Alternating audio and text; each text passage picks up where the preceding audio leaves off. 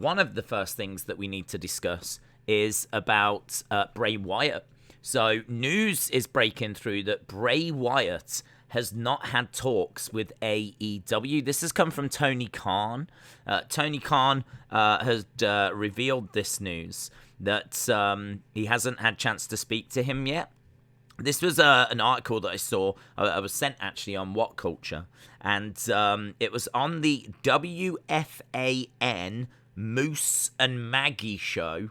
I mean, we're all tuning into that. There's no two ways about it. I never miss an episode of WFAN's Moose and Maggie show.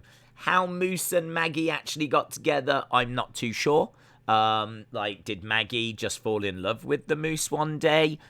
Did the Moose attack her, but their feelings changed over time? I don't know, right? It's very strange that an animal and a woman would get together, and not only that, go on to host a radio show of some sort.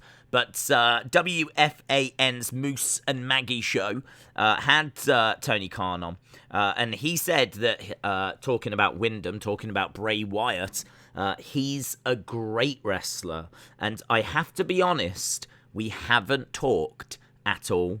I've known him in personal life, but in reality, we haven't talked. But you never know. So it was put to him. I don't know really if there's any truth to that. There was an interesting point made on Twitter that it could be that he can't actually say anything because of the no-compete.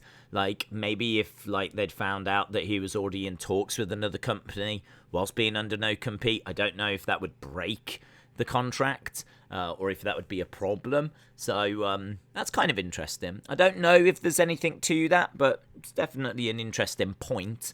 But I don't buy it anyway. I don't see any way that Bray Wyatt has not been in talks with Tony, unless Bray has spoken to other people and it's a done deal. Do you know what I mean? Like, maybe he didn't speak to Tony. Perhaps he spoke to Cody. Perhaps he spoke to Kenny. Perhaps he spoke to the Bucks. Perhaps he spoke to other people, but actually Tony hasn't had the conversation yet, the final conversation, but it's pretty much a done deal.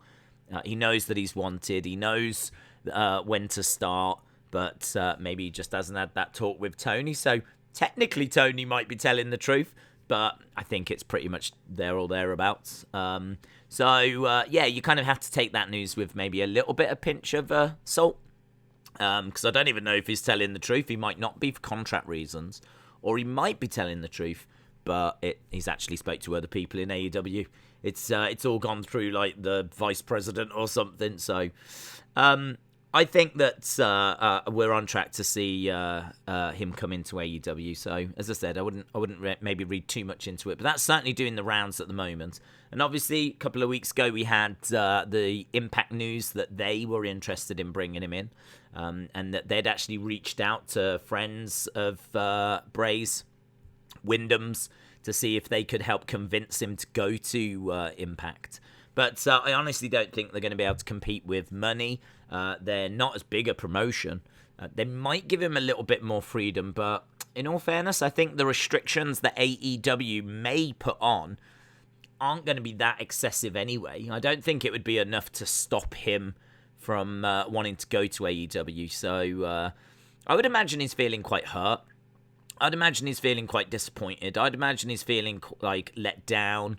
You know, he is one of the bigger names that WWE released, and I would imagine he probably wants to give WWE a bit of a black eye. Do you know what I mean? He probably wants to show that they dropped the ball with him. So I would imagine, like, from that point of view, he might want to go to AEW, and I'd imagine Tony would love to take him for that reason as well, because Tony wants to be giving WWE black eyes. The announcement's just been made that they are going to be doing a free hour on YouTube of Rampage with, like, Bryan Danielson versus Suzuki. So they're going to be putting that match out there for free in the build-up to Rampage being on TV.